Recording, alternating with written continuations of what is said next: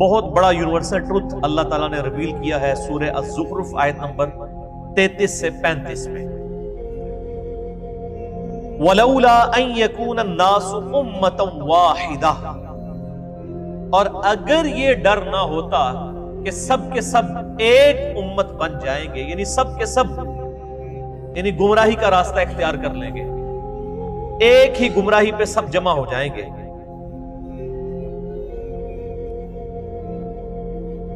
لَجَعَلْنَا لِمَن يَكْفُرُ بِالرَّحْمَنِ لِبُيُوتِهِمْ سُقُفًا،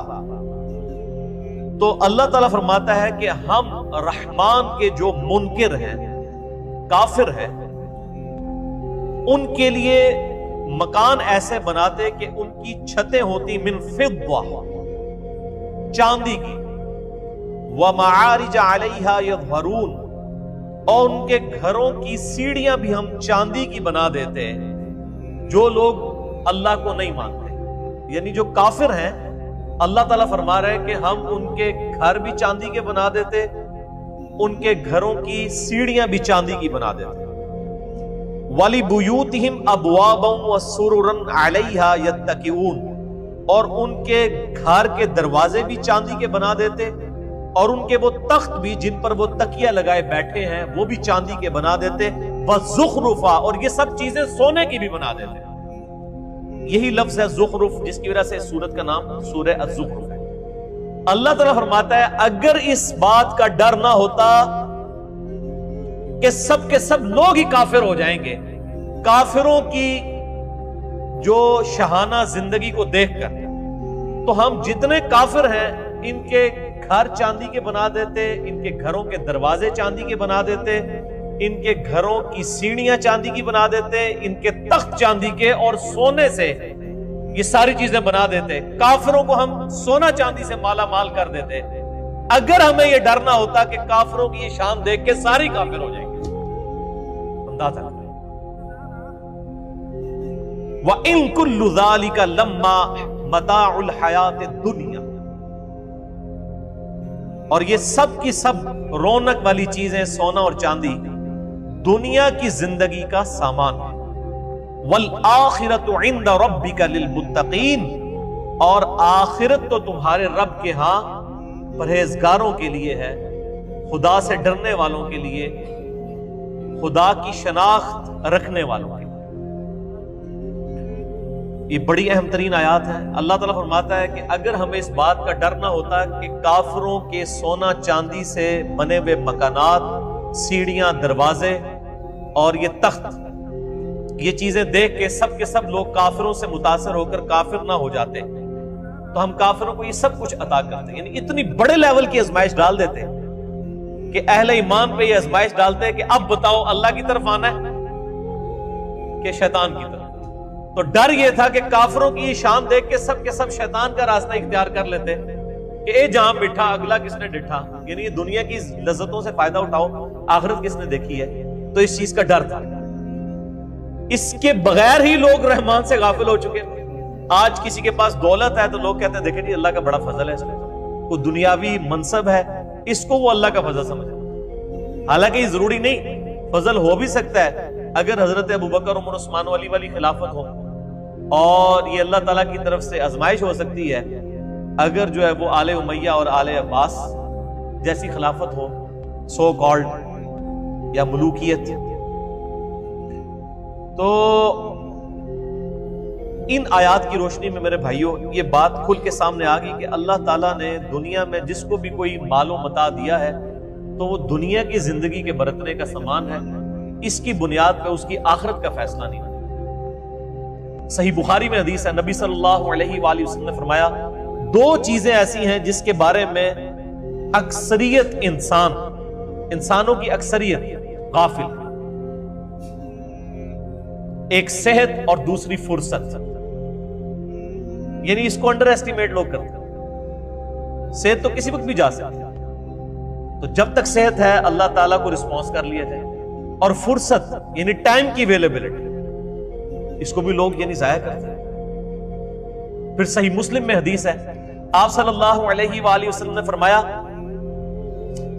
کہ دنیا اور آخرت کی مثال اس طرح ہے جیسے کوئی سمندر میں انگلی ڈبوئے، اس کے ساتھ جو پانی لگتا ہے وہ دنیا کی زندگی ہے، اور سمندر انفینٹ انلمیٹڈ آخرت کی زندگی۔ یہ حدیث بھی آپ کو اس چیپٹر میں مل جائے گی۔ ایک اور حدیث ہے صحیح مسلم کی کہ آپ صلی اللہ علیہ وآلہ وسلم ایک دفعہ صحابہ کرام علی رضوان کو لے کر مدینہ شریف سے باہر نکلے، ایک گندگی کے ڈھیر کے پاس کھڑے ہوئے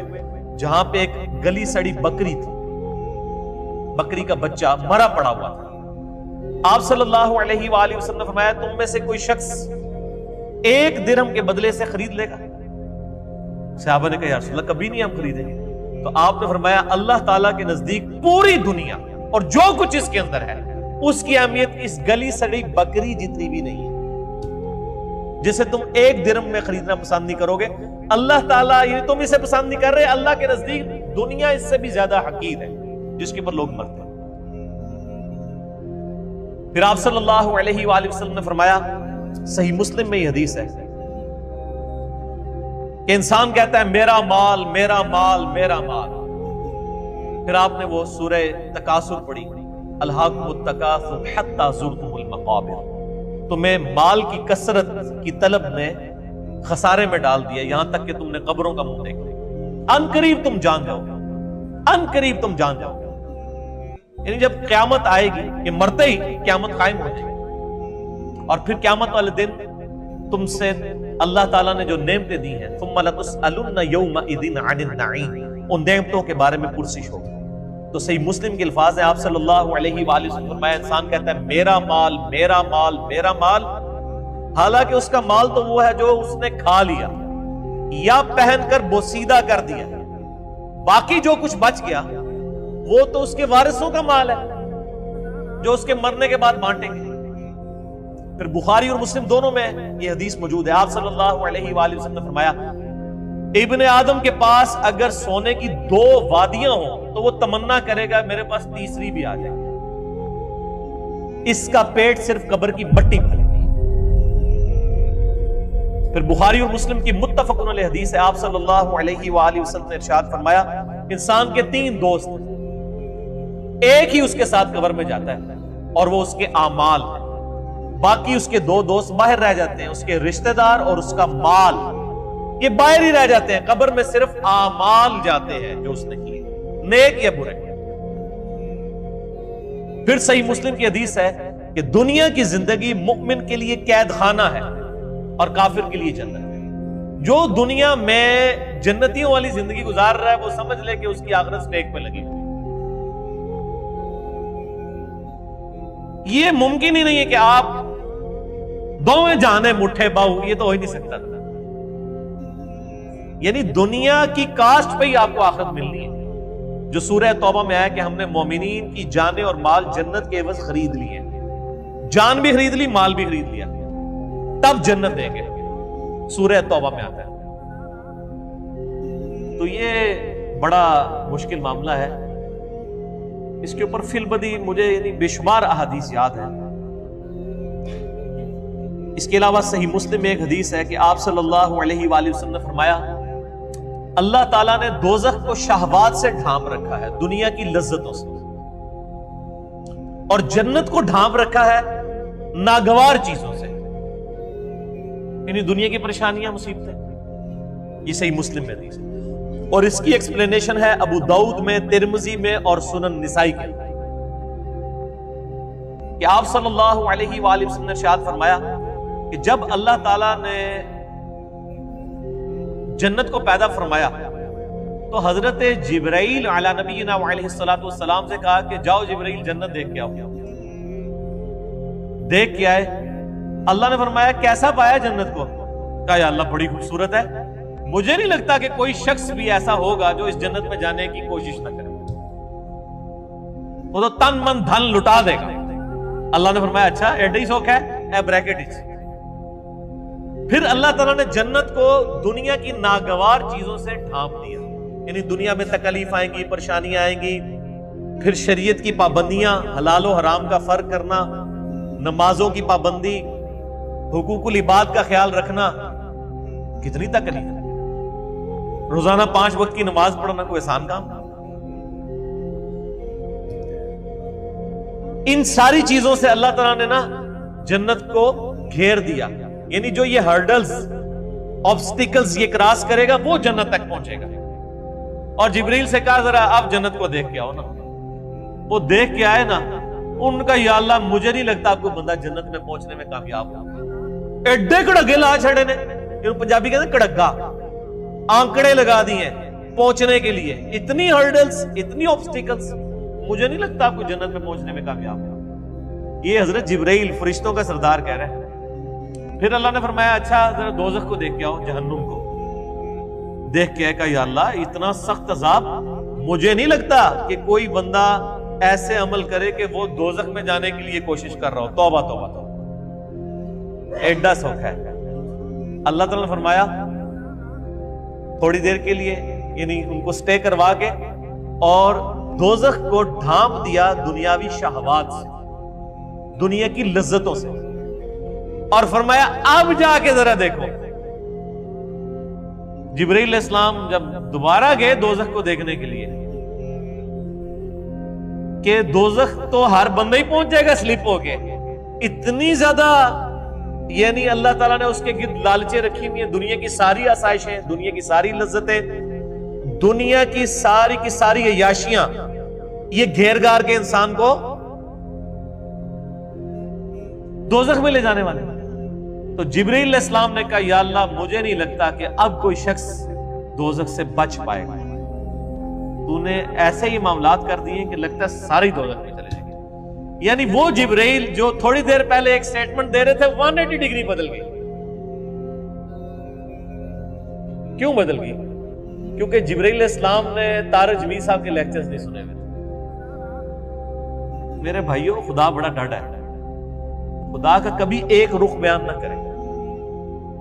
یہ یعنی میں نے گھر تو نہیں، یہ ساری حدیثیں بخاری مسلم سے ہیں، یہ کوئی قصہ کہانیاں تو نہیں صوفیاء کی کتابوں کی لکھی ہوئی میں بیان کر رہا ہوں، یہ بخاری مسلم بیان کر رہا ہوں۔ یہی وجہ ہے صحیح بخاری میں حدیث ہے، نبی صلی اللہ علیہ وآلہ وسلم